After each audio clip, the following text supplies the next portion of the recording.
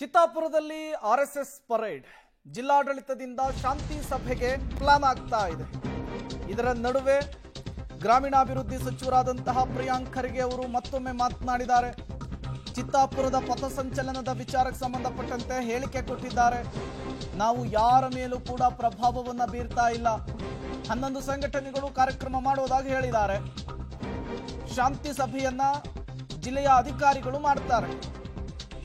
Court ಆದೇಶವನ್ನು ನಾವು ಪಾಲನೆ ಮಾಡ್ತೇವೆ ಅಂತ ಹೇಳಿ ಚಿತ್ತಾಪುರದ ಶಾಸಕರು ಗ್ರಾಮೀಣಾಭಿವೃದ್ಧಿ ಸಚಿವರು ಆಗಿರುವಂತಹ ಪ್ರಿಯಾಂಕ್ ಖರ್ಗೆ ಅವರು ಬೆಂಗಳೂರಿನಲ್ಲಿ ಆರ್ಎಸ್ಎಸ್ ಪಥಸಂಚಲನದ ವಿಚಾರಕ್ಕೆ ಮತ್ತೊಮ್ಮೆ ಹೇಳಿಕೆ ಕೊಟ್ಟಿದ್ದು ಹೀಗೆ.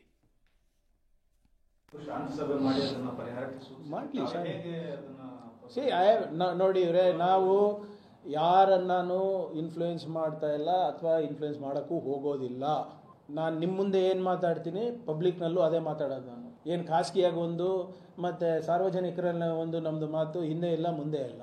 ಅಲ್ಲಿ 3-4 ಥರ ಪಿಟಿಷನ್ಸ್ ಇವೆ. ಒಂದು ಇವ್ರು ಮಾಡಬೇಕು, RSS ಅವ್ರು ಮಾಡಬೇಕು ಅಂತ.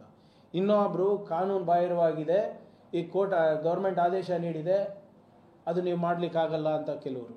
ಇನ್ನು ಕೆಲವರು ನೀವು ಅಲ್ಲಿ ನಮ್ಮ ಏನೋ ಜನಪ್ರತಿನಿಧಿಗೆ ಬೈದ್ಬಿಟ್ಟು ಅಲ್ಲೇ ಬಂದು ನೀವು ಮಾಡ್ತಾ ಇದ್ರೆ ಸಮಾಜಗಳಿಗೆ ಘಾಸಿ ಉಂಟಾಗಿದೆ ಅಂತ ಅವ್ರು ಒಂದು ಮಾಡಬೇಕು ಅಂತ.